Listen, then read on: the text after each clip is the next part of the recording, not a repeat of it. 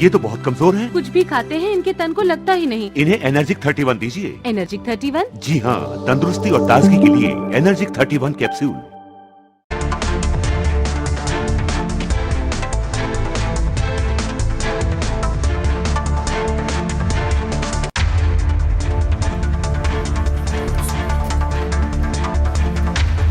नमस्कार, मैं हूं सैयद सुहेल और आप देख रहे हैं आपका नंबर 1 शो ये भारत की बात है। उम्मीद करते हैं आप सभी पूरी तरह से फिट होंगे और बहुत बहुत सेहतमंद होंगे। आइए आपको बताते हैं आज आपके लिए ये भारत की बात है में क्या है खास। सबसे पहले आज बात करने जा रहा हूं आज की पहली बड़ी खबर के साथ और पहली बड़ी खबर है प्रधानमंत्री नरेंद्र मोदी आज थे बाबा बागेश्वर के धाम और पीएम मोदी ने वहां बाबा बागेश्वर की पर्ची खोल दी। ये तस्वीर देखिए जरा। प्रधानमंत्री नरेंद्र मोदी छतरपुर पहुंचे थे और बाबा बागेश्वर का हाथ पकड़ लिया उन्होंने। पीएम मोदी बाबा बागेश्वर का हाथ थाम कर लेकर आगे बढ़े। बालाजी महाराज की, पूज्यपाद सन्यासी बाबा की, बागेश्वर धाम की, बागेश्वर धाम की, बालाजी महाराज की, पूज्यपाद सन्यासी बाबा की, बागेश्वर धाम की, बागेश्वर धाम की, बालाजी महाराज। प्रधानमंत्री नरेंद्र मोदी ने बाबा बागेश्वर का हाथ जोर से पकड़ रखा है। पीएम मोदी आगे आगे और हाथ पकड़कर बाबा बागेश्वर को लेकर जा रहे हैं और उसके बाद प्रधानमंत्री बाबा बागेश्वर का हाथ पकड़कर देखिए पहुंचे बालाजी मंदिर, हनुमान जी के मंदिर पहुंचे और वहां बाबा बागेश्वर के साथ सबसे पहले पूजा अर्चना की है।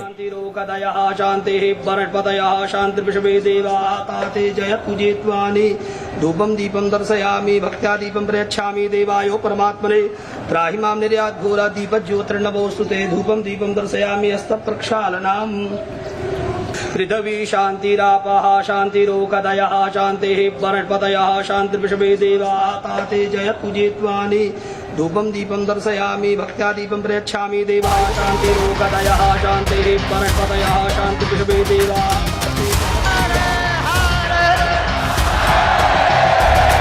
प्रधानमंत्री जी ने अपने विजन और मिशन से चांद पर भी तिरंगा फहरा दिया।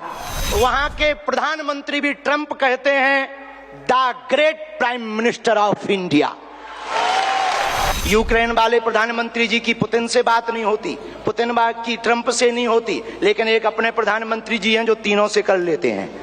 आप जब से प्रधानमंत्री पद पर आसीन हुए श्री मोदी जी, तब से पाकिस्तान वाले भी कह रहे हैं कि हमें भी वापस मिला लो।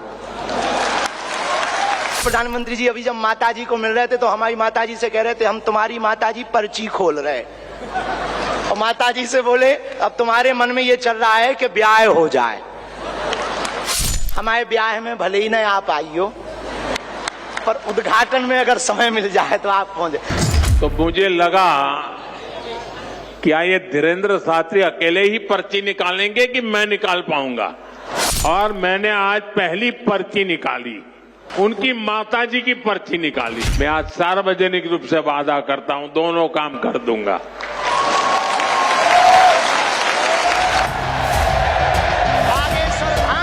विश्वामित्र का भारत विश्व मित्र की भूमिका निभा रहा है। 500 साल की सनातनियों की लड़ाई को उन्होंने ऐसे जीत करके बता दिया। लोग कहते थे परंदा पर नहीं मारेगा, उन्होंने राम लला को भव्यता के साथ बैठा दिया। ऐसे प्रधानमंत्री मिलना मुश्किल है जो गाय की बात करते, गंगा की बात करते तो गरीबों की भी बात करते हैं। हमने ऐसे प्रधानमंत्री को पाया है जो सरहद पर खड़े जवानों की बात करता है तो खेत में खड़े किसानों की बात करते हैं। ऐसे प्रधानमंत्री को हमने पाया है जिनका विजन और मिशन 2037 तक भारत को विकसित राष्ट्र के रूप में देखना चाहते हैं। ऐसे प्रधानमंत्री जी मिलना बहुत कठिन है जिनको जो दल से नहीं दिल से देश की सेवा करते हैं। हमारे प्रियजनों, बागेश्वर धाम पूरे भारत के लोगों, अभी तक अस्पतालों में मंदिर थे, अब मंदिर में अस्पताल होगा। मेरे छोटे भाई धीरेन्द्र शास्त्री जी एक और संकल्प लिया है। इस कैंसर संस्थान के निर्माण की ठानी है। सब आपके प्रति बहुत भाव प्रकट कर रहे हैं, अत्यधिक ना कहें, क्योंकि ज्यादा पूज्यपाद गुरुजी भी बैठे, ज्यादा कुछ बोल जाएंगे तो गड़बड़ हो जाएगा। स्वस्थ रहें और आप ऐसे ही सत्ता में रहें ताकि भारत ऐसे ही विकास करता रहे। और भैया जी को आज के कार्यक्रम से बुरो लगे, उठटरी बराबर। जय श्री राम। तो ये सुना आपने प्रधानमंत्री मोदी और बाबा बागेश्वर के बीच क्या बात हुई। तस्वीर देखिए जरा। प्रधानमंत्री मंच पर थे तो बाबा बागेश्वर ने उन्हें बालाजी की विग्रह भेंट की है। तस्वीर आप देख रहे हैं। कुछ किताबें भी भेंट की हैं पीएम मोदी को बाबा बागेश्वर ने, धीरेन्द्र शास्त्री जी ने। एक विग्रह प्रधानमंत्री जी को भेंट किया जा रहा है। ये उसके बाद देखिए प्रधानमंत्री वहां रामभद्राचार्य जी मौजूद थे। पीएम मोदी उनके पास गए आशीर्वाद लेने, उनसे मिलने के लिए। रामभद्राचार्य जी ने उन्हें अंगवस्त्र भेंट किए आशीर्वाद स्वरूप, ताकि देश के प्रधानमंत्री जो दुनिया भर में रहने वाले करोड़ों हिंदुओं की आशाओं के प्रतीक हैं, उन आशाओं के संरक्षण। उसके बाद वहां दूसरे साधु संत सन्यासी जो मौजूद थे, पीएम मोदी उनसे मिले हैं।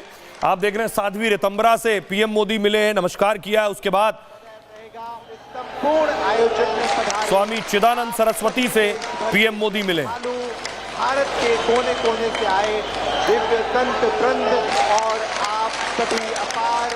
पीएम मोदी ने एक बात कही कि आज उन्होंने बाबा बागेश्वर का पर्चा निकाल लिया है। बाबा बागेश्वर जाने जाते हैं सबका पर्चा निकालने के लिए। पीएम मोदी ने कहा आज मैंने बाबा का पर्चा निकाल लिया। सोशल मीडिया पर बाबा बागेश्वर की शादी की चर्चा शुरू हो गई है।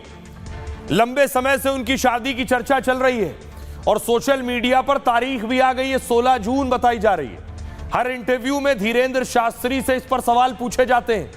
आज बाबा बागेश्वर धाम में पीएम मोदी खुद मौजूद थे और इस दौरान भी शादी को लेकर चर्चा हो गई। पीएम मोदी ने खुद बाबा बागेश्वर की शादी की बात की। पीएम मोदी ने कहा क्या धीरेन्द्र शास्त्री का पर्चा निकालेंगे? हनुमान दादाजी ने मुझे आशीर्वाद दिया है, मैंने आज पहली पर्ची निकाली है। मैंने धीरेन्द्र शास्त्री की माताजी की पर्ची निकाली। इससे पहले बाबा बागेश्वर ने भी पर्ची को लेकर चर्चा की। मैंने पीएम से कहा था मेरी शादी में भले ही ना आ पाए लेकिन अस्पताल के उद्घाटन में जरूर आइएगा। एक इंटरव्यू में धीरेन्द्र शास्त्री ने शादी को लेकर चर्चा की थी। इंटरव्यू में कहा था उनकी शादी जल्द होगी, साथ ही माता पिता की मर्जी से होगी। उनकी मां उनके लिए लड़की देख रही हैं। धीरेन्द्र शास्त्री ने कहा वो अरेंज मैरिज करेंगे। शादी की तारीख पर कहा कि हम अभी नहीं बताएंगे तारीख, जब होगी तब धूम धड़ाके के साथ करेंगे। कुछ दिन पहले एक लड़की आपको याद होगा हरिद्वार से भी आ गई थी जिसने बाबा को अपना प्राणनाथ बता दिया था। एक मशहूर कथावाचक के साथ भी लोग उनका नाम जोड़ते रहे।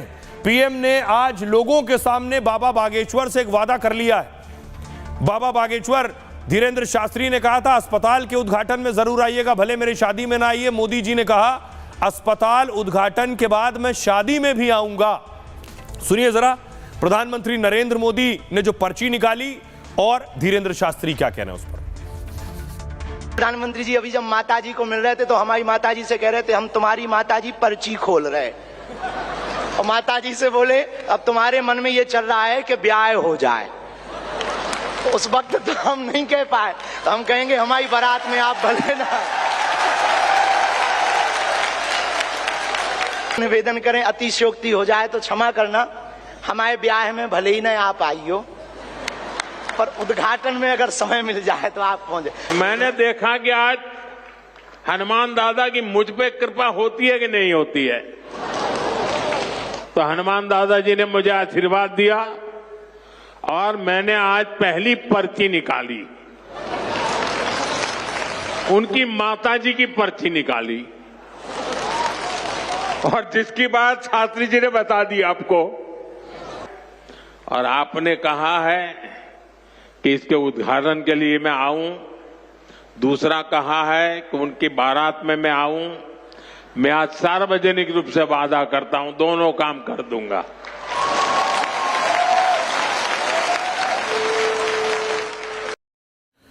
और आइए अब आपको बताऊं प्रधानमंत्री नरेंद्र मोदी क्यों पहुंचे थे। तस्वीर दिखाइए जरा। यह तस्वीर आप देख रहे हैं, बाबा बागेश्वर कैंसर अस्पताल बना रहे हैं मरीजों के लिए, उसके उद्घाटन के लिए पीएम मोदी पहुंचे थे। यह कैंसर अस्पताल की तस्वीर आप देख रहे हैं।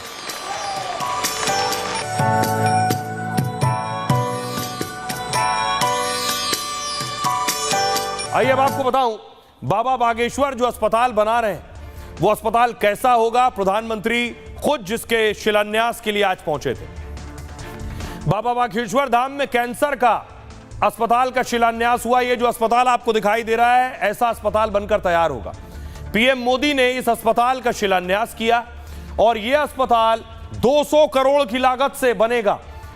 25 एकड़ इलाके में कैंसर अस्पताल बन रहा है। कैंसर अस्पताल 200 बेड की क्षमता वाला होगा और अस्पताल में जर्मनी और इंग्लैंड के डॉक्टर भी होंगे। गरीबों का यहां मुफ्त इलाज किया जाएगा। मुफ्त इलाज के साथ खाने की भी व्यवस्था होगी। दूसरे मरीजों को भी बहुत कम खर्च पर इलाज मिलेगा। रेडियोथेरेपी, कीमोथेरेपी की भी सुविधा होगी इस अस्पताल में। पैथोलॉजी, सिटी स्कैन की सुविधा भी यहां मिलेगी और बागेश्वर बालाजी सरकार के नाम से अस्पताल होगा। पीएम मोदी की माताजी के नाम पर भी इसमें एक वार्ड बनाया जाएगा। 3 साल में अस्पताल बनकर तैयार हो जाएगा। अस्पताल में फूड कोर्ट, प्रदर्शनी परिसर और दुकानों की भी व्यवस्था है। सोलर पार्किंग और धर्मशाला जैसी सुविधाएं भी इस अस्पताल में होंगी।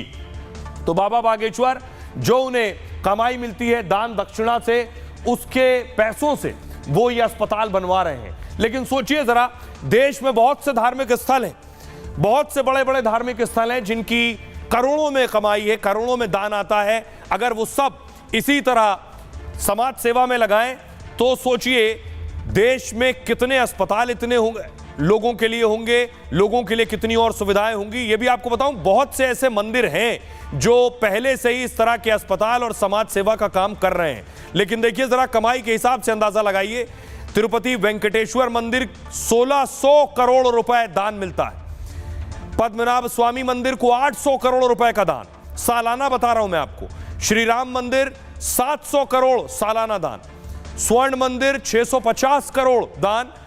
वैष्णो देवी मंदिर 600 करोड़ का दान और शिरडी साईं बाबा का मंदिर 500 करोड़ का दान सालाना। जगन्नाथपुरी में 400 करोड़ की कमाई। अक्षरधाम मंदिर 250 करोड़ कमाई और सोमनाथ मंदिर को 200 करोड़ का दान मिलता है। पहले से बहुत से गुरुद्वारे हैं जो जहां इस तरह की समाज सेवा हो रही है, लेकिन अब बाबा बागेश्वर ने इसकी शुरुआत की। बाबा बागेश्वर ने कहा पहले अस्पतालों में मंदिर होते थे, अब मंदिर में अस्पताल होगा। सुनिए जरा। जब माताजी के प्रति आपका भाव देखा, सॉल लाए माताजी के लिए और हमें मिला संदेशा के 5 मिनट हम माताजी को मिले। हम माताजी का जैसे ही भाव माताजी के प्रति देखा, हमने वहीं बैठे बैठे प्रण लिया कि माननीय प्रधानमंत्री जी की माताजी के नाम से इस अस्पताल में एक वार्ड बनाया जाएगा। अरे प्रियजनों, बागेश्वर धाम पूरे भारत के लोगों, अभी तक अस्पतालों में मंदिर थे, अब मंदिर में अस्पताल होगा। मेरे छोटे भाई धीरेन्द्र शास्त्री जी काफी समय से देश में एकता के मंत्र को लेकर लोगों को जागरूक करते रह रहे हैं।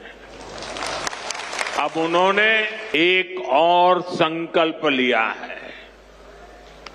इस कैंसर संस्थान के निर्माण की ठानी है। यानी अब यहां बागेश्वर धाम में भजन, भोजन और निरोगी जीवन तीनों का आशीर्वाद मिलेगा। प्रधानमंत्री ने छतरपुर से बाबा बागेश्वर के धाम से महाकुंभ की भी बात की कि कितनी संख्या में वहां लोग पहुंच रहे हैं। तो तस्वीर मैं आपको दिखाऊं प्रयागराज की। भारी भीड़ आप देख रहे हैं, महाशिवरात्रि आ रही है और उससे पहले श्रद्धालुओं का तांता लगा हुआ है। भारी हुजूम देखने को मिल रहा है। प्रयागराज की तस्वीर आप देख रहे हैं, जहां तक नजर जाएगी लोग ही लोग, सर ही सर आपको नजर आ रहे हैं। भक्त श्रद्धालु दूर दूर से, अलग अलग शहरों से, गांव से प्रयागराज पहुंच रहे हैं।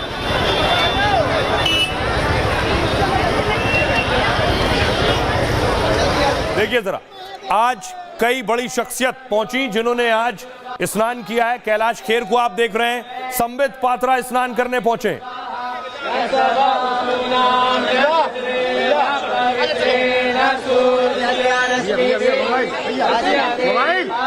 आप देख रहे हैं, जैकलिन संबित पात्रा कैलाश खेर पहुंचे, स्नान किया है और जैकलिन फर्नांडिस भी प्रयागराज पहुंची है। कल तमन्ना भाटिया पहुंची थी। ये जैकलीन को आप देख रहे हैं प्रयागराज पहुंची है। फैंस उनके चारों तरफ आ गए और सेल्फी लेने लगे। लेकिन देखिए पहुंचने वालों की भीड़ अभी भी लगी है। 60 करोड़ का आंकड़ा पार कर चुका है। लेकिन जरा स्टेशन का हाल देखिए। यूपी के झांसी स्टेशन की तस्वीर मैं आपको दिखा रहा हूं। झांसी में देखिए जरा भीड़ का आलम।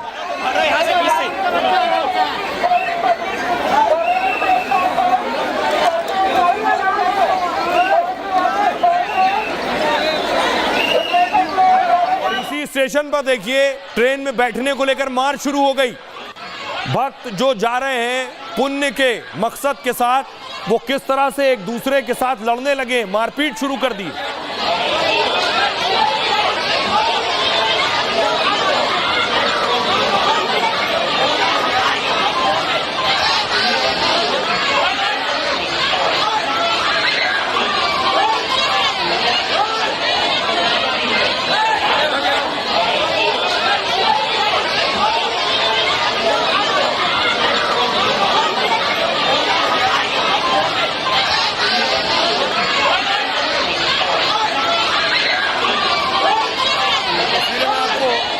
झांसी स्टेशन की तस्वीरें दिखा रहा हूं।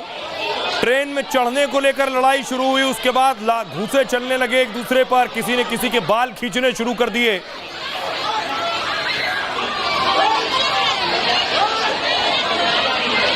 एक और तस्वीर आपको दिखाऊं। कुछ लोग ऐसे भी हैं जो बोट के जरिए, ये हमीरपुर से आप देख रहे हैं लोगों को, हमीरपुर से बोट में बैठकर प्रयागराज जा रहे हैं, मोटर बोट से। वही बोट में ही खाना भी बना रहे हैं।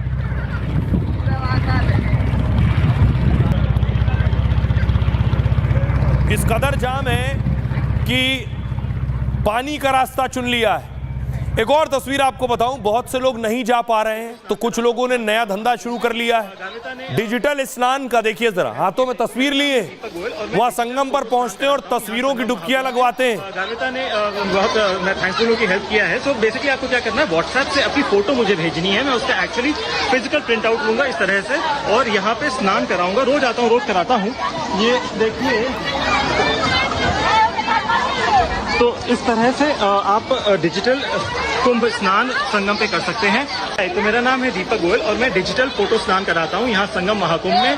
गाविता ने बहुत मैं अब देखिए दीपक जी अद्भुत स्नान कहीं से निकाल कर लाए।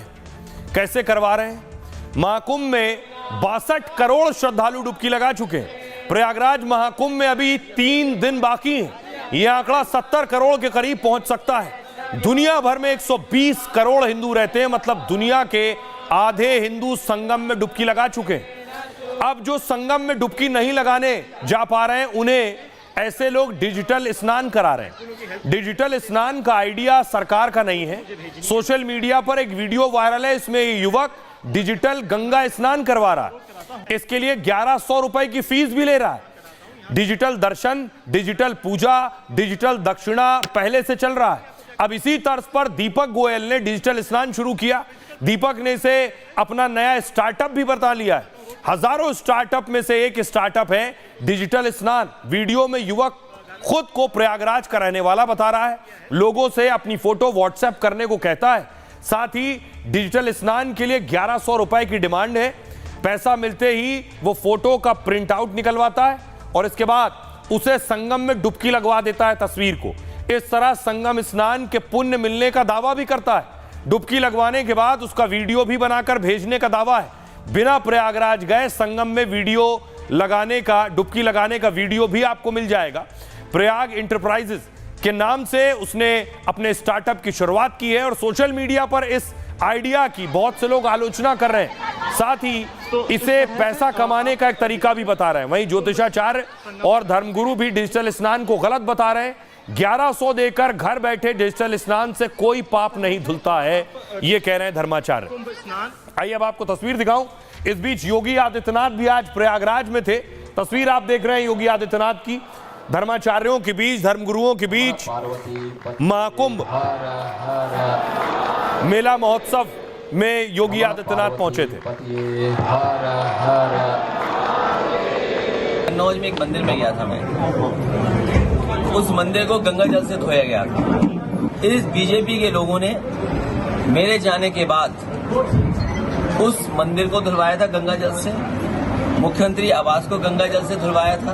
बीजेपी वाले बताएं कि मैं तो गंगा में नहा लिया और गंगा किससे धोगे तुम? क्योंकि उनकी दृष्टि नेगेटिव है, इसलिए वह ये मानते हैं कि वे नहीं है। सनातन धर्म के लिए, देश के लिए जिस भी प्रकार के योगदान की आवश्यकता पड़ेगी, हम लोग पूरे प्राणपण से जुट करके उस आयोजन को सफलता की एक नई ऊंचाई तक पहुंचाने में अपना योगदान देंगे। इस प्रकार की व्यवस्थाएं यहाँ की गई हैं, ये अपने आप में अभूतपूर्व है। जो भी इसे देखेगा तभी वो समझ पाएगा। इस कुंभ के माध्यम से पूरे देश में एक एकता का संदेश जाता है। लखनऊ से चले 12 बजे पहुंचे हैं आप 10 घंटे में, लेकिन मैं कहता हूँ 10 घंटे में ही पहुंच गए। अरे यहाँ तो कहावत भी है, भाई मेरा ये कार्य हो जाए तो समझ लो मैं गंगा नहा लिया। आपका महाकुंभ संगम स्नान हो रहा है, तो ये बहुत ही गर्व के पल हैं। और आइए अब आपको बताता हूं, पिछले कई दिनों से अखिलेश यादव को आपने सुना पानी पर सवाल उठाते रहे। गंगा संगम के पानी पर सवाल उठ रहे हैं। प्रदूषण बोर्ड की तरफ से भी कई शोध के बारे में जानकारियां आ रही हैं। यूपी पॉल्यूशन बोर्ड और सेंट्रल पॉल्यूशन बोर्ड भी इस पर लड़ गए। योगी आदित्यनाथ को आपने सुना क्या उन्होंने कहा था, लेकिन मैं आपको बताऊं अब इस पर कुछ और प्रोफेसर्स की रिपोर्ट आई है। महाकुंभ में पानी को लेकर अलग अलग रिपोर्ट अब तक आ चुकी है। सबसे पहले देखिए, केंद्रीय प्रदूषण नियंत्रण बोर्ड ने एक रिपोर्ट जारी की। महाकुंभ में नदियों का पानी स्नान लायक नहीं था। उस रिपोर्ट के हिसाब से बहुत ज्यादा लोगों के नहाने से जल प्रदूषित हुआ है। यूपी पॉल्यूशन बोर्ड ने कहा, उसने सेंट्रल पॉल्यूशन बोर्ड की रिपोर्ट को खारिज कर दिया। संगम का पानी नहाने के लिए पूरी तरह से उपयुक्त है। महाकुंभ का पानी नहाने और आचमन लायक भी है। एनजीटी नेशनल ग्रीन ट्रिब्यूनल ने उसके बाद कहा कि एनजीटी ने साफ पानी की जिम्मेदारी यूपी सरकार की बताई। मतलब महाकुंभ में साफ पानी की जवाबदेही यूपी सरकार की है। योगी आदित्यनाथ ने विधानसभा में इस पर बयान दिया और महाकुंभ में संगम के पानी को पीने योग्य बताया। जो गलत जानकारी फैला रहे हैं उन्हें खुद आकर देखना चाहिए, योगी ने यह कहा। अब देखिए जरा, जेएनयू समेत 3 यूनिवर्सिटी के प्रोफेसर्स ने रिसर्च पर शक जताया है जो अब से पहले आई है। उन्होंने कहा रिपोर्ट को गलत ढंग से प्रसारित करने के संदेह। उनके मुताबिक रिपोर्ट में नाइट्रेट और फॉस्फेट की कोई जानकारी नहीं है। मौजूदा रिपोर्ट के आधार पर भी गंगा जल इस्तेमाल करने लायक है। जल में घुलनशील ऑक्सीजन की मात्रा के आधार पर स्नान योग्य है। त्रिवेणी संगम का पानी नहाने के लिए उपयुक्त है। हमें और अधिक डेटा जुटाने की आवश्यकता है। महाकुंभ में बहुत बड़ी संख्या में लोग स्नान कर रहे हैं और कॉलीफॉर्म बैक्टीरिया कोई नई बात नहीं है। प्रोफेसर्स का कहना है, ये कहना है कि पानी नहाने के लिए असुरक्षित है, ये कहना जल्दबाजी होगी। आइए अब आपको सुनवाता हूं, सुनिए क्या कुछ कह रहे हैं जरा एक्सपर्ट्स इस पर, और हमारी सहयोगी भी ग्राउंड पर पहुंची, उनकी रिपोर्ट भी देखिए। पूरा प्लेन ट्रांसपेरेंट पानी है। ये बोतल आपको नजर आ रही होगी और ये पानी बिल्कुल स्वच्छ आपको नजर आ रहा होगा। कहीं से भी इसमें कोई मिलावटी कण नहीं नजर आ रहे होंगे। ये पानी जो है शोध के बाद इस तरीके से, यानी कि ट्रीटमेंट के बाद यहाँ पर छोड़ा जा रखा है। हम खुद भी इस पानी को पीकर आपको दिखाते हैं कि कैसा ये पानी है, स्वच्छ पीने योग्य है या नहीं।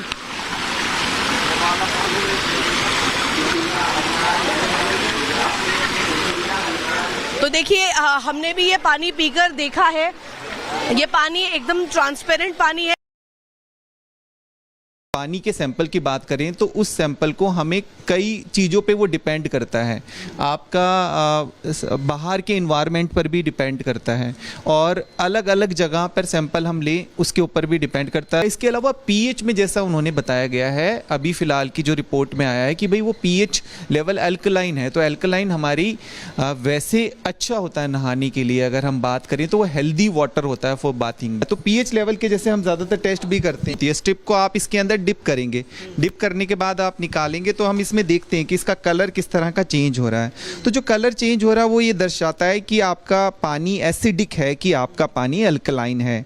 तो इसमें जैसे ये इस तरह से चार्ट बना होता है जिससे हम देखते हैं कि पानी आपका एसिडिक है, अल्कलाइन है।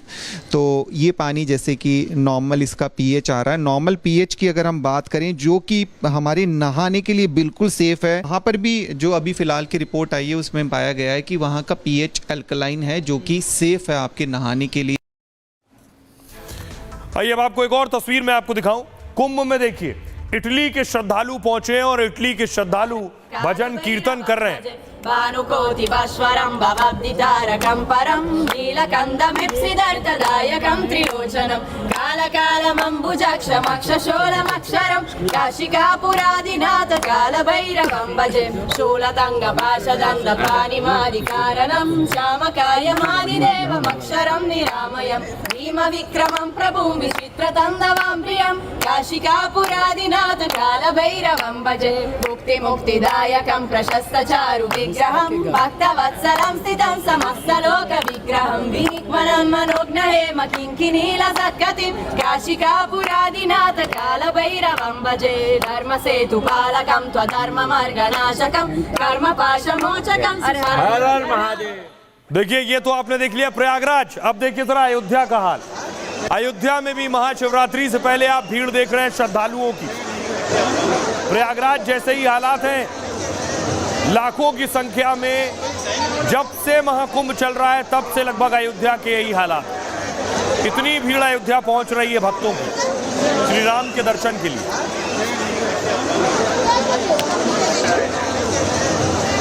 और अकेले अयोध्या नहीं, आपको वाराणसी लिए चलता हूं, काशी विश्वनाथ लोग जो पहुंच रहे हैं उनकी भीड़ देखिए जरा। ये काशी विश्वनाथ की तस्वीर है, ये रास्ता काशी विश्वनाथ को जाता है और वहां भी भक्तों का सैलाब उमड़ रहा।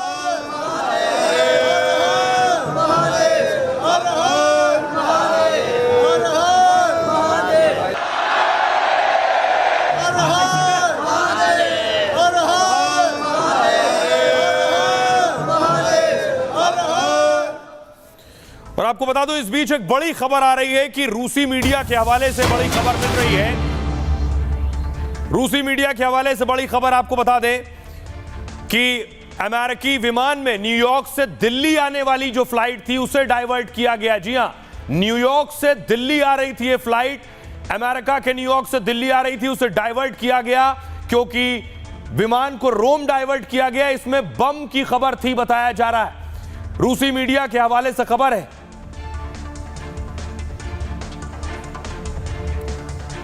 यह भी आप देख रहे हैं कि किस तरह से यह विमान न्यूयॉर्क से दिल्ली आ रहा था और उसके बाद उस फ्लाइट को रोम डाइवर्ट किया गया है। कुछ अपुष्ट खबरें यह भी हैं कि बम की जानकारी मिली।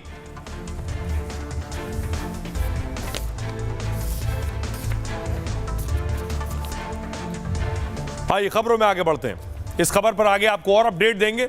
फिलहाल आज की एक और खबर है, नीतीश का बेटा संभालेगा कमान। क्या बिहार में कुछ बड़ा होने जा रहा है? ये बेवजह नहीं कहा जा रहा है। ये नीतीश के सुपुत्र हैं निशांत। खबरों में बहुत कम रहते हैं लेकिन आजकल खबरों में बहुत ज्यादा है। बेवजह नहीं। अगली तस्वीर देखिए। वजह यह है कि एक पोस्टर लगा है बिहार में, बिहार करे पुकार आइए निशांत कुमार। ये जो निशांत कुमार हैं ये नीतीश कुमार के सुपुत्र हैं। बगल में उनकी तस्वीर भी आप देख रहे हैं। ये जेडीयू का दफ्तर है और दफ्तर के बाहर तस्वीर लगी है क्योंकि नीतीश कुमार लगातार स्वास्थ्य को लेकर भी शिकायत करते रहते हैं। उनका स्वास्थ्य ठीक नहीं होता, इसलिए क्या नीतीश कुमार बेटे निशांत को कमान देंगे? अब एक पोस्टर लगा कि बिहार निशांत को पुकार रहा है, तो दूसरा पोस्टर देखिए। एक और ये तस्वीर आप देख रहे हैं क्योंकि बिहार में नई बात नहीं है। इधर आप देख रहे हैं लालू ने अपने सुपुत्र तेजस्वी को कमान दी, तो क्या नीतीश कुमार सुपुत्र निशांत को कमान देंगे? लेकिन विरोधियों ने पोस्टर लगाया, देखिए, राजा का बेटा राजा नहीं बनेगा, हरनौत की जनता जिसको चाहेगी राजा वही बनेगा। एक और पोस्टर लग गया, यानी निशांत के खिलाफ। फुल स्क्रीन लीजिए जरा इसको। यानी ये पोस्टर उसके विरोध में लगा है। राजा का बेटा राजा नहीं बनेगा, यानी नीतीश का बेटा निशांत सीएम नहीं बन सकते। हरनौत की जनता जिसको चाहेगी वही राजा बनेगा।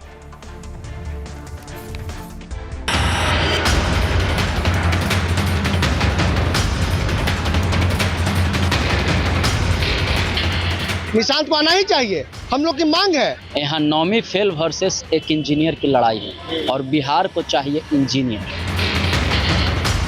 नीतीश कुमार के बाद निशांत कुमार, बिहार में पोस्टर लग गए हैं। नीतीश की पार्टी के कार्यकर्ता मांग करने लगे हैं, तो सियासी गलियारे में चर्चा तेज हो गई है कि बिहार में एक और सीएम के बेटे की सियासत में एंट्री होने वाली है। क्या नीतीश के बेटे अब जेडीयू की कमान संभालेंगे और नीतीश की तबीयत को लेकर जो विपक्ष सवाल उठा रहा था उसका जवाब देंगे। मेरे पिता उनसे भी ज़्यादा फिट है, अच्छी बात है। निशांत भाई हैं हमारे और हम तो चाहेंगे कि वो जल्दी घर भी बसा लें। चर्चा शुरू हुई तो बिहार में नीतीश के साथी से लेकर विरोधी तक स्वागत में आ गए, लेकिन मंझे हुए सियासी खिलाड़ी की तरह निशांत कुमार पत्ते नहीं खोल रहे। वो नीतीश की ताकत बढ़ा रहे हैं और मोदी की अगुवाई में जीत का दम भर रहे हैं। तेजस्वी यादव खास करके सवाल खड़े कर रहे हैं कि मुख्यमंत्री नीतीश कुमार जी का तबीयत ठीक नहीं, सब स्वस्थ है, एकदम 100% स्वस्थ है। आने की चर्चा आप क्या कहेगा सर? तो आइए अब आपको बताऊं, क्या नीतीश कुमार के सुपुत्र सियासत में एंट्री करने वाले हैं?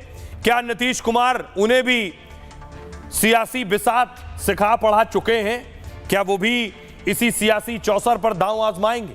नीतीश के बेटे की सियासत में एंट्री को लेकर चर्चा गर्म है और बिहार में जेडीयू के दफ्तर के सामने नए पोस्टर लगे जो मैंने आपको दिखाया, जिसमें लिखा है बिहार करे पुकार, आइए निशांत कुमार। जेडीयू कार्यकर्ता निशांत के सियासत में आने की मांग कर रहे हैं। दरअसल नीतीश की तबीयत पर तेजस्वी ने सवाल उठाए पिछले दिनों। पिछले साल भी निशांत के जेडीयू में शामिल होने की चर्चा थी। लोकसभा चुनाव से पहले सियासी एंट्री को लेकर की तैयारी चल रही थी।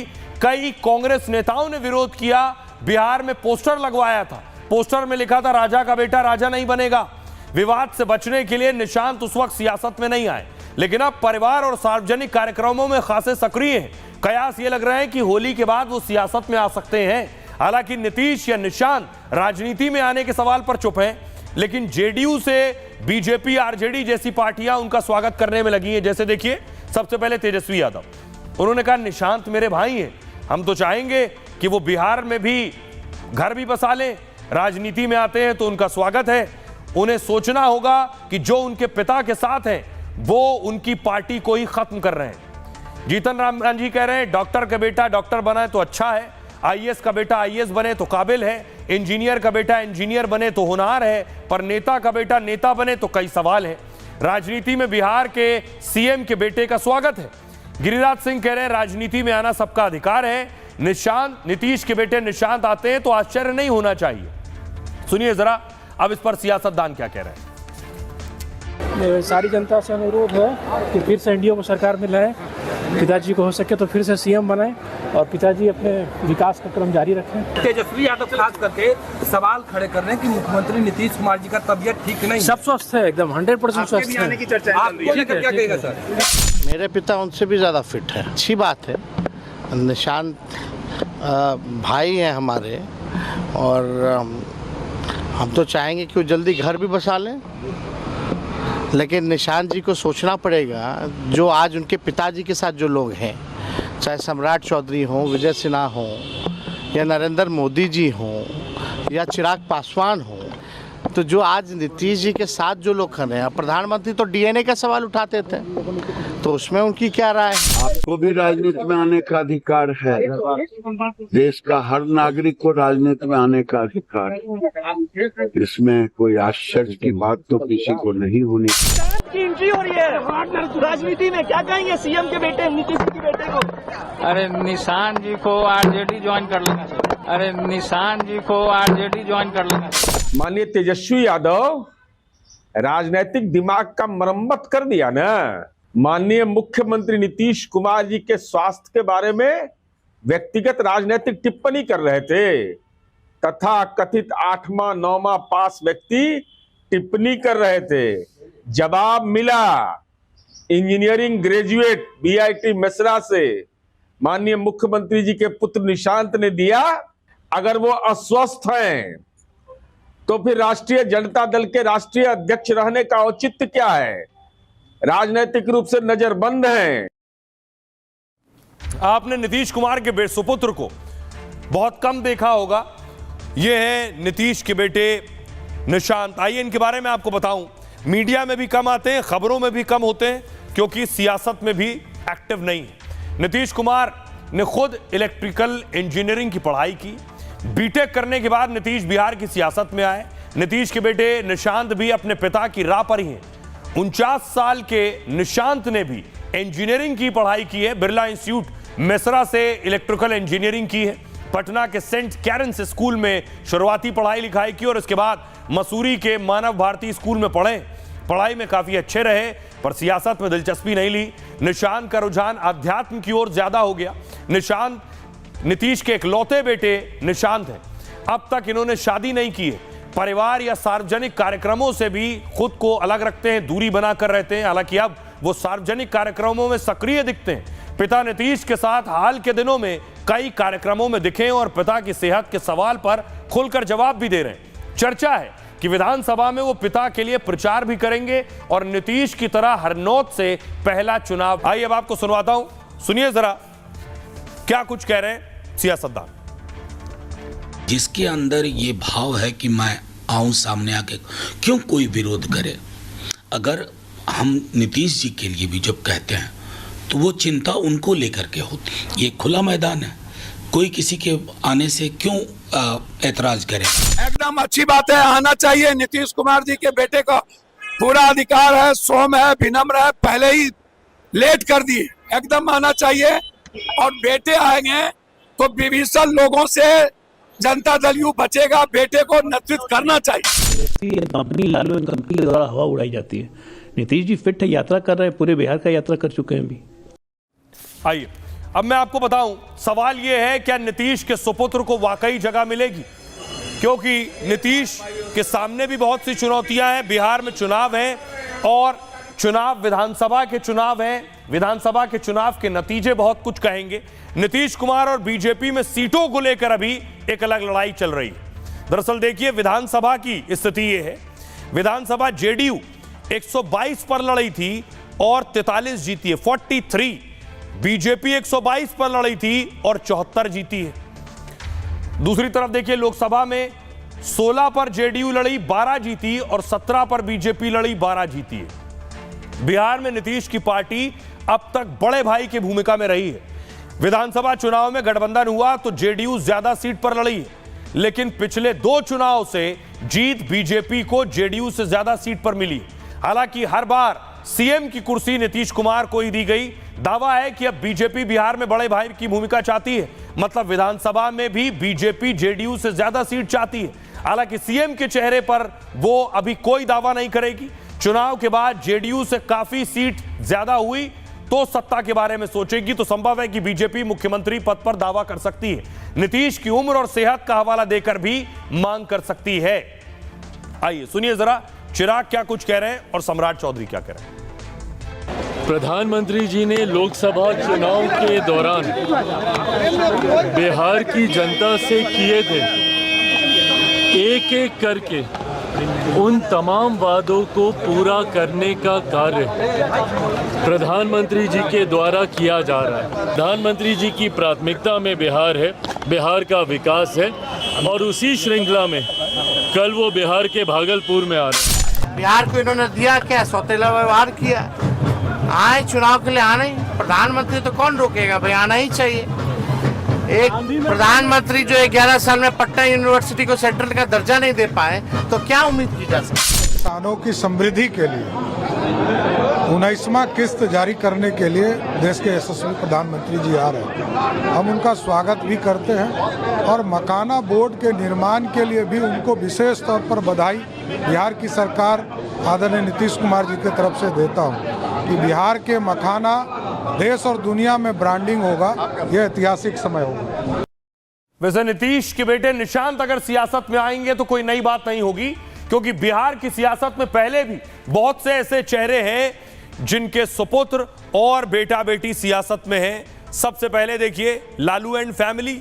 लालू की फैमिली से रोहिणी आचार्य, मीसा भारती, तेज प्रताप, तेजस्वी यादव पॉलिटिक्स में है। अगली देखिए जरा दूसरी फैमिली, चिराग फैमिली, पासवान फैमिली, रामविलास पासवान, चिराग पासवान, उनके चाचा, वो सब भी सियासत में है। मांझी फैमिली, जीतन राम मांझी और संतोष कुमार सुमन, ये भी सियासत में है। भागवत झा और कीर्ति आजाद, ये भी सियासत में है। तो ये जो बिहार की पिक्चर है कि वहां फैमिली भी सियासत में होती है, कम से कम ये इस तस्वीर में नजर आता है और खासतौर पर बिहार पर यह लागू होता है। आज की एक और बड़ी खबर है, मोटापे के खिलाफ पीएम मोदी की जंग। क्या जंग है मैं आपको बताऊं। प्रधानमंत्री नरेंद्र मोदी दरअसल आज उन्होंने मन की बात कार्यक्रम की, अगली तस्वीर में दिखाऊं, मन की बात कार्यक्रम में पीएम मोदी ने मोटापे का जिक्र किया है। क्या कुछ कहा पीएम मोदी ने, जरा पहले वो सुनिए मोटापे को लेकर। हमारे बच्चों में भी मोटापे की समस्या 4 गुना बढ़ गई है। WHO का डेटा बताता है कि 2022 में दुनिया भर में करीब 250 करोड़ लोग ओवरवेट थे, यानी आवश्यकता से भी कहीं ज्यादा वजन था। ये आंकड़े बेहद गंभीर है। और ये मैं आपको बताऊं कि आखिर प्रधानमंत्री नरेंद्र मोदी एक नई जंग की शुरुआत कर रहे हैं और वो है मोटापे से जंग। देश में दुनिया के हालात देखिए जरा, वेट को लेकर, वजन को लेकर और मोटापे को लेकर। दुनिया में 260 करोड़ लोग मोटापे से परेशान हैं। 2035 तक यह आंकड़ा 400 करोड़ पहुंच जाएगा और मोटापे से हर साल 50 लाख से ज्यादा मौतें होती हैं। सिर्फ मोटापे से 50 लाख मौतें हर साल। हर दिन 1300 से ज्यादा लोगों की मौत मोटापे के चलते होती है। 2035 तक दुनिया की आधी आबादी मोटापे से पीड़ित होगी। विश्व स्वास्थ्य संगठन की रिपोर्ट के मुताबिक 1980 के बाद से मोटापे से ग्रस्त युवाओं की संख्या 3 गुना बढ़ गई है। 5 साल से कम आयु के 3 करोड़ 80 लाख बच्चों का वजन सामान्य से अधिक है। 5 से 19 वर्ष के 34 करोड़ से अधिक बच्चे मोटापे से परेशान हैं। दुनिया का हर 8 में से 1 व्यक्ति मोटापे से पीड़ित है। दुनिया भर में करोड़ों लोग मोटापे से परेशान हैं। WHO का कहना है कि मोटापे की बीमारी महामारी बन चुकी है। आइए अब आपको बताऊं, दुनिया में देखिए कहां-कहां मोटापे का क्या हाल है। बड़े देशों में वजन बढ़ने के साथ नई बीमारियां जुड़ती हैं और नई बीमारियों से मौत की तरफ बढ़ते हैं। सबसे पहले देखिए, अमेरिका में 7 करोड़ 20 लाख मोटापे से पीड़ित हैं। हर साल 3 लाख से ज्यादा मौत हो जाती है। ब्रिटेन देखिए, हर साल करीब 30,000 लोगों की मौत मोटापे से। 18 साल से ज्यादा उम्र के 64% लोग मोटापे से परेशान हैं। फ्रांस देखिए, हर 1 लाख लोगों पर 4 से ज्यादा लोगों की मौत इस वजह से हो रही। 47% युवा मोटापे से परेशान हैं। भारत में 13.5 करोड़ लोग मोटापे का शिकार हैं। 1 करोड़ 40 लाख बच्चे मोटापे से पीड़ित हैं। 2016 में 17 लाख लोगों की दिल की बीमारी से मौत हुई थी। अब आइए आपको सुनवाता हूं, पीएम मोदी को सुनिए। उन्होंने इस नई जंग को छेड़ा है जो मोटापे को खत्म करने के लिए है और लोगों को स्वस्थ बनाने के लिए। एक स्टडी के मुताबिक आज हर 8 में से 1 व्यक्ति ओबेसिटी की समस्या से परेशान है। बीते वर्षों में ओबेसिटी के मामले 2 गुने हो गए हैं और हम सभी को सोचने पर मजबूर करते हैं कि आखिर ऐसा क्यों हो रहा है। अधिक वजन या मोटापा कई तरह की परेशानियों को, बीमारियों को भी जन्म देता है। हम सब मिलकर छोटे छोटे प्रयासों से इस चुनौती से निपट सकते हैं। जैसे एक तरीका मैंने सुझाया था, खाने के तेल में 10% 10% की कमी करना। आप तय कर लीजिए कि हर महीने 10% कम तेल उपयोग करेंगे। आप तय कर सकते हैं कि जो तेल खाने के लिए खरीदा जाता है, खरीदते समय ही अब 10% कम ही खरीदेंगे। ये ओबेसिटी कम करने की दिशा में। अब देखिए जरा, प्रधानमंत्री नरेंद्र मोदी ने जो जंग छेड़ी है वो कैसे पूरी होगी, कैसे उसे जीता जा सकता है, उसके लिए पीएम मोदी ने क्या बताया है, क्या करने की जरूरत है। प्रधानमंत्री मोदी ने मन की बात में मोटापे पर चैलेंज दिया है। मोदी ने कहा, मैं 10 लोगों को चैलेंज दूंगा, वो अपने खाने में 10% तेल की खपत कम कर दें। बाजार जाएं तो हर महीने 10% कम तेल खरीदें। पिछले महीने के से अगले महीने जब तेल लेने जाएं उसे 10% कम कर दें। मोदी ने कहा, आप लोग भी इस चैलेंज में शामिल हो। मोदी अपने दोस्तों और रिश्तेदारों को भी 10% वाला चैलेंज दें, उन्होंने कहा। इससे मोटापे को कम करने में मदद मिलेगी। पीएम मोदी ने लोगों को एक्सरसाइज करने की सलाह दी है। वजन कम करने के लिए पर्याप्त मात्रा में पानी पिएं, हर दिन सैर पर जाएं और व्यायाम करें, खाने में फल और सब्जियों की मात्रा बढ़ाएं, एक साथ अधिक खाना खाने से बचें, समय पर सोएं और पर्याप्त नींद लें, ज्यादा तले भुने पदार्थों का सेवन न करें, junk food, process food, fast food से परहेज करें, मोटापा कम करने के लिए दवाओं का प्रयोग न करें, योग, व्यायाम और प्राकृतिक तरीके अपनाएं। सुनिए जरा क्या कुछ कह रहे हैं एथलीट नीरज चोपड़ा और निखत जरीन। जब मैंने ग्राउंड पे जाना स्टार्ट किया था तो उस टाइम में भी मेरा भी काफ़ी मोटापा था, और मैंने जब ट्रेनिंग स्टार्ट की, अच्छा खाना स्टार्ट किया, तो काफ़ी हेल्थ में मेरे सुधार आया। और उसके बाद जब मैं एक प्रोफेशनल एथलीट बन गया तो उसमें भी मेरी काफ़ी हेल्प मिली।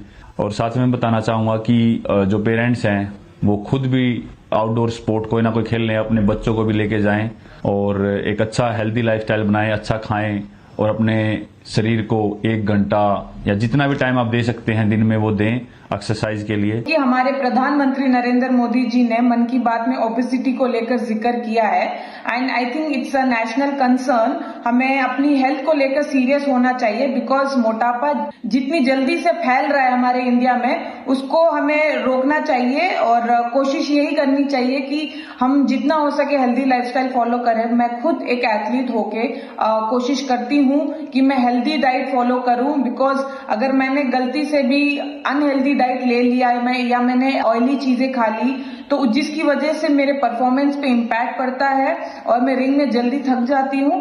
एंड मैं कोशिश यही करती हूँ कि मैं जितना हो सके एडिबल ऑयल जैसी चीजों को मैं कम इस्तेमाल करूँ और उसकी जगह हेल्दी डाइट फॉलो करूँ।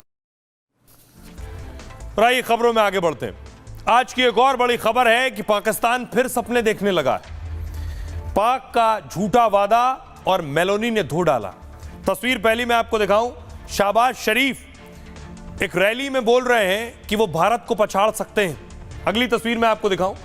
मुजफ्फराबाद में थे और ऐलान कर रहे हैं कि पाकिस्तान भारत को पीछे छोड़ने वाला है, भारत को पछाड़ने वाला है, कसम भी खा रहे हैं। रात दिन मेहनत करांगे तो एक दिन आएगा कि हिंदुस्तान पिछले छोटे थे। मेरा नाम शहबाज शरीफ नहीं है। रात दिन मेहनत करांगे तो एक दिन आएगा कि हिंदुस्तान पिछले छोटे थे। मेरा नाम शहबाज शरीफ नहीं है।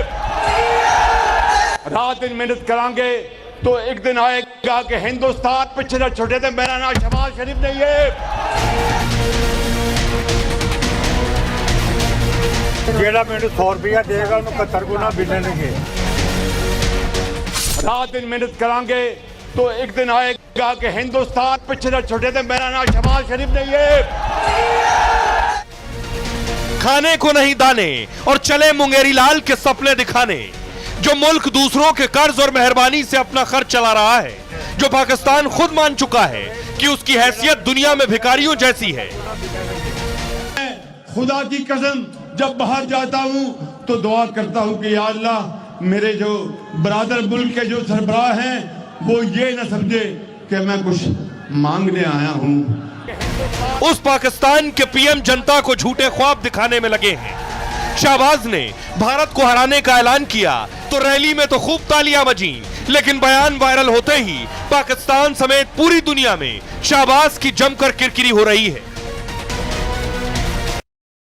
और आइए अब आपको बताऊं दरअसल शहबाज शरीफ क्या कह रहे हैं, कैसे भारत को पीछे छोड़ेंगे। उन्हें खुद भी आईना देखने की जरूरत है।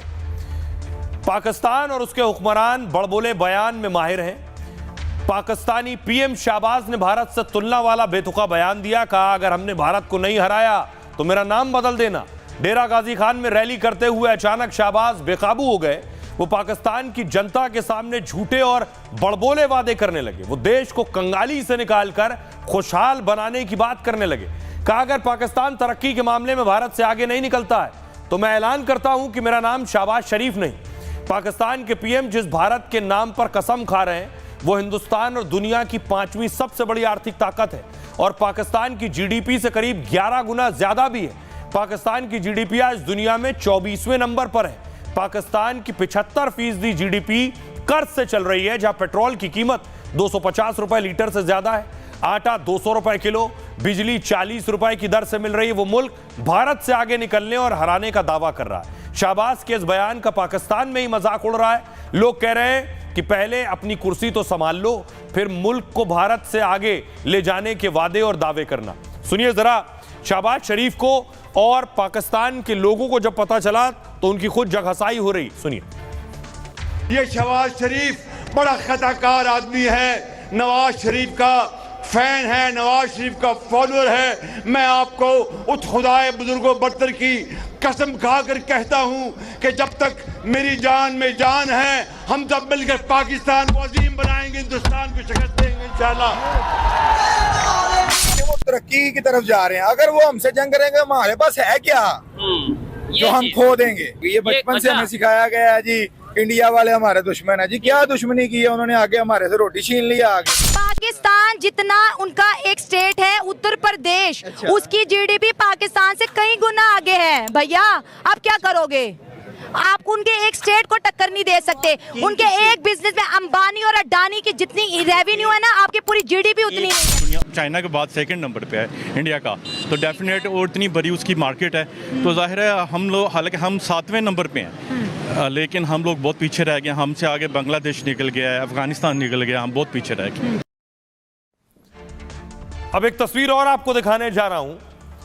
यह तस्वीर आप देख रहे हैं इटली की पीएम मेलोनी को ट्रंप के साथ और मेलोनी को पीएम मोदी के साथ। मेलोनी ने बयान देते हुए ये कहा, जिसमें प्रधानमंत्री मोदी का नाम लिया और ट्रंप का नाम लिया, कि हम अगर कुछ करते हैं तो शोर होता है। दुनिया में बहुत से, खासतौर पर लेफ्टिस्ट और वामपंथियों का जिक्र कर रही थी, वो न जाने क्या क्या करते रहे, तो सब खामोश रहे। जरा सुनिए मेलोनी को पहले। Meloni, Milei or maybe Modi talk. They are called a threat to democracy. Meloni, Milei or maybe Modi talk. They are called a threat to democracy. Meloni, Milei or maybe Modi talk. They are called a threat to democracy. Meloni, Milei or maybe Modi talk. They are called a threat to democracy. Meloni, Milei or maybe Modi. कि दरअसल Meloni क्या कह रही हैं, उनका कहने का संदर्भ क्या है, क्या कहना चाह रही हैं। प्रधानमंत्री मोदी की लोकप्रियता का फिर ग्लोबल असर दिख रहा है। इटली की पीएम मेलोनी ने विश्व मंच से मोदी का नाम लिया और मोदी और ट्रंप के समर्थन का खुला ऐलान किया। मेलोनी ने कहा, वामपंथी ट्रंप की जीत के बाद घबरा गए। मोदी जैसे दक्षिणपंथी नेता आज के समय जब कुछ बोलते हैं तो उन्हें लोकतंत्र के लिए खतरा कहा जाता है। लेफ्ट सिर्फ इसलिए हताश नहीं कि दक्षिणपंथी जीत रहे हैं, इसलिए परेशान है कि वो ग्लोबल स्तर पर साथ काम कर रहे हैं। ये लेफ्ट नेताओं और विचारधारा के दोहरे मापदंड हैं, लेकिन लोग अब इनके झूठ पर विश्वास नहीं करते हैं। हम पर कितना भी कीचड़ उछालें, जनता हमें वोट दे रही है। मेलोनी अमेरिका के कार्यक्रम को संबोधित कर रही थी। दावा है कि मेलोनी का इशारा झूठे प्रोपेगेंडा चलाने वालों पर था और खबर है कि भारत में चुनाव को प्रभावित करने की कोशिश हुई थी। कुछ दलों को हराने के लिए अमेरिका से फंड की बात भी सामने आई। इसी तरह ट्रंप को हराने के लिए भी प्रोपेगेंडा का दावा किया गया, लेकिन दोनों ही जगह पैसों से चुनाव प्रभावित करने की कोशिश नाकाम रही। तो क्या इटली की पीएम मेलोनी का इशारा इसी ओर था? सुनिए जरा मेलोनी का पूरा बयान। लेफ्ट में आज इसलिए हताशा नहीं है कि दक्षिणपंथी नेता जीत रहे हैं, बल्कि इसलिए भी कि वो एक साथ अंतर्राष्ट्रीय स्तर पर काम कर रहे हैं। जब बिल क्लिंटन और टोनी ब्लेयर ने 90 के दशक में लेफ्ट लिबरल का ग्लोबल नेटवर्क बनाया तो उन्हें राजनेता कहा जाता था, लेकिन आज जब ट्रंप, मेलोनी, जेवियर मिले या शायद मोदी बात करते हैं तो उन्हें लोकतंत्र के लिए खतरा कहा जाता है। उनके दोहरे मापदंड हैं, लेकिन हम इसके आदी हैं। अच्छी खबर यह है कि लोग अब उनके झूठ पर भरोसा नहीं करते, भले ही वो हम पर कितना भी कीचड़ उछाले। जनता हमें वोट देती रही है।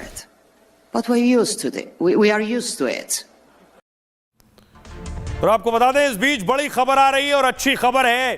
भारत ने पाकिस्तान को करारी शिकस्त दी है। क्रिकेट के मैदान से बड़ी खबर निकल कर आ रही है। इंडिया ने पाकिस्तान को हरा दिया है और 6 विकेट से भारत ने पाकिस्तान को मात दे दी है। चैंपियंस ट्रॉफी में भारत ने पाकिस्तान को हराया है और यह भारत की बड़ी जीत है। भारत ने कई ओवर रहते पाकिस्तान को हराया है। 8 विकेट से जीत हासिल की है। 6 विकेट से हराया है भारत ने। रोहित शर्मा ने 20 रन बनाए हैं, गिल ने 46 रन, विराट कोहली ने शतक पूरा किया है। अय्यर ने 56 रन बनाए, पांड्या ने 8, रन बनाए हैं और उसके बाद आतिशबाजी की तस्वीरें आप देख रहे हैं। भारत ने पाकिस्तान को पटकनी दी, उसके बाद देश में जश्न मनने लगा है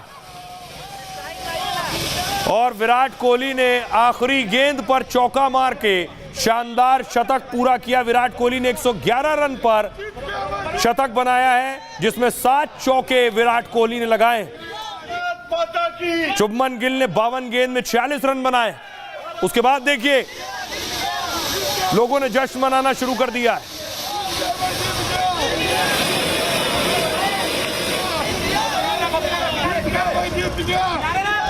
देश के अलग अलग शहरों की तस्वीरें देखी आ रही है। जीत के बाद तिरंगा लहराया जा रहा है, अनार जलाए जा रहे हैं। भारत की शानदार जीत पाकिस्तान को 6 विकेट से करारी मात दी है, शिकस्त दी है। लोगों के लिए क्रिकेट मैच भारत में सबसे ज्यादा देखे जाने वाला खेल है और उसके बाद पाकिस्तान के खिलाफ मैच हो तो लोगों का क्रेज और बढ़ जाता है।